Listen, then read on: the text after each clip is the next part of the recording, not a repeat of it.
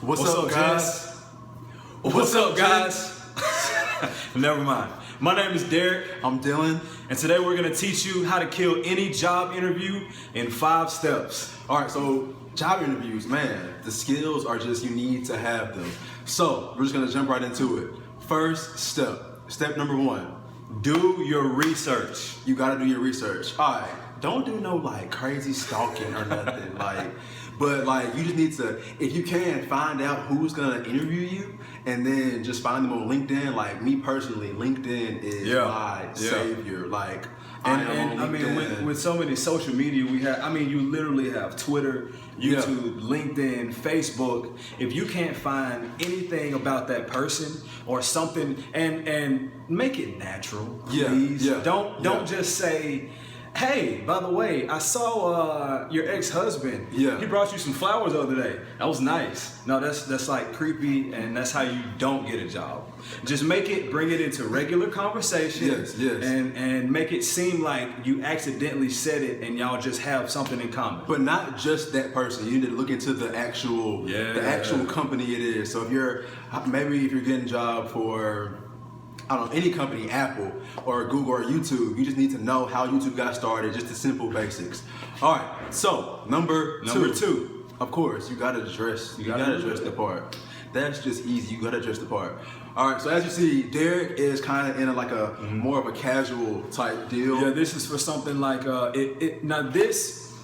we always suggest that you wear a tie to any interview. Is going to make you look good. It's going to make you look professional. However, I have this on with no tie because this is if the interview specifically calls for business casual. So sometimes you might have an interview that if it's like a round, it's round. So maybe the first round is maybe you're going to a club, like a group interview, something like that, and it may be more casual. So you want to go no tie, maybe throw the handkerchief in there, a little pop of color. Of course, have the haircut. Yes, have the haircut. Just don't do the most. Don't do too much. No pattern. Don't wear your granddad's plaid shirt or plaid jacket. Just wear a nice conservative look. Yeah. Conservative, basic, as plain as normal with a small pop of color.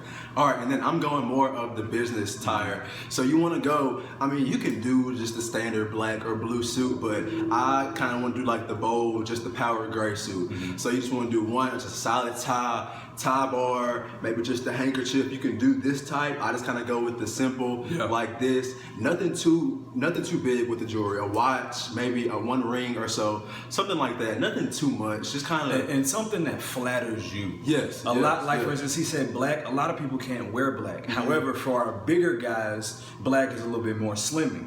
Makes you look a little bit more well put together, more professional. Just whatever makes you look good without doing too much. All right, so number 3, time.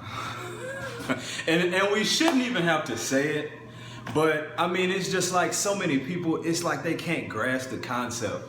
You cannot expect somebody to take you seriously if you roll in 20 minutes late and you just, a first impression is a lasting impression. And now Derrick jokes about me about this, but my favorite movie ever, Drumline. He says, and I quote, "If you're on time, you're late. But if you're early, you're on time." That you have to be 15 minutes early because you never know if you're in a new city or something. Mm-hmm. You don't know where you're going. And it looks good. Of course, it looks good, but what if you get lost? You don't know if you're going to a campus or a huge company or something like that. You definitely need to get there on time. 15 to 20 minutes max. 15 to 20 minutes. You have to be there on time because you just never know where you're going. And you have to, if you're late, I know for me, if I'm interviewing you, it's a wrap. I don't want to see you. I don't care what's on your resume. You just have to be on time. All right. So moving on to the next step, number 4, which arguably this could be the biggest to me. Of course, being on time and dressing and research, that's huge, but you got to have the confidence and the body language to go with it. You got to remember, like I said, the first impression is a lasting impression. And when you walk in, these people don't know you. They've seen your resume, they've maybe talked to you on the phone, but you have to stand out and you have to make yourself with things like just your energy when you come in. Smile, talk to people. Just like you said, just having confidence, swagger. And I hate using the word swagger too much, but it goes huge. down to things. It's huge. I mean, it really all of this really ties in. Just when you come in shaking somebody's hand, which is something that we really need to do a whole video on somewhere down the line. But just the right handshake, a firm handshake.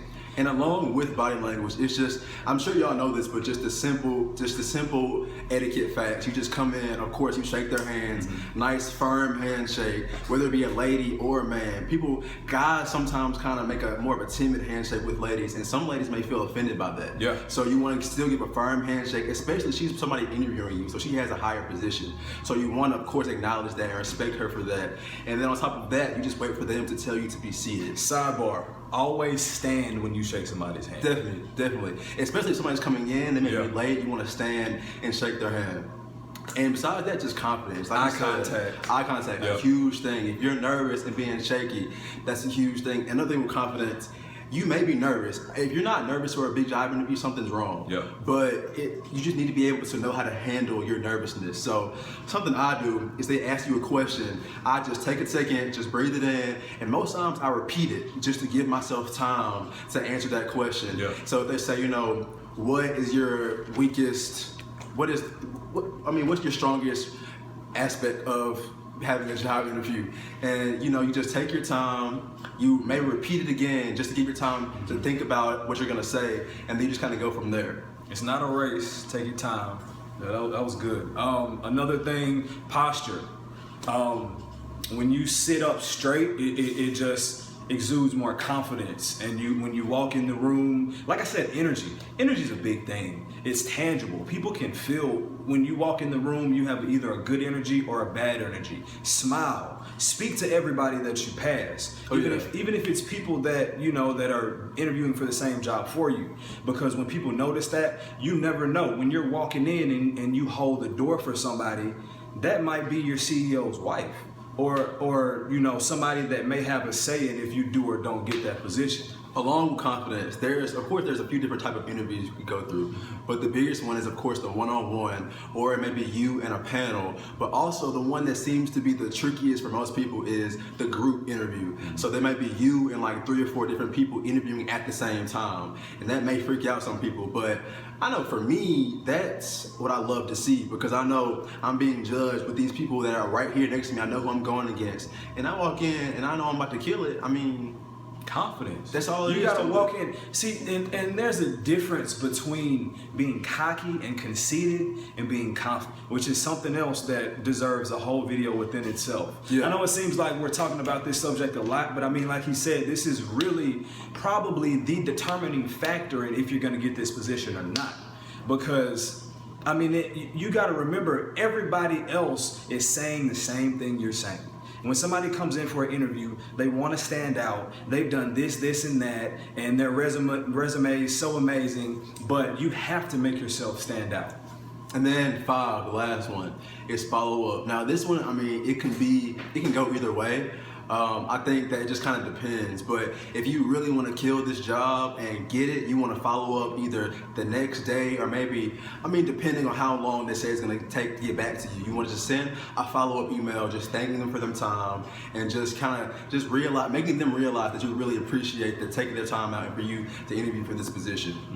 You can do emails. A lot of people, even I've heard of doing handwritten letters. Oh yeah, that's which is something that a lot of people really probably appreciate, because it takes a lot more time, especially in the world that we're in today. It's so easy to just send a little email or send a Facebook message or whatever.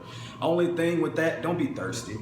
30 minutes after the interview, don't ask. Don't go Insta DM. Yeah. Doing the most, liking their page up, don't. No, just doing too much. Be prompt. I would say 3 to 5 days. If you're gonna do it once and do it good, and let that be that. All right, and we're gonna wrap it up.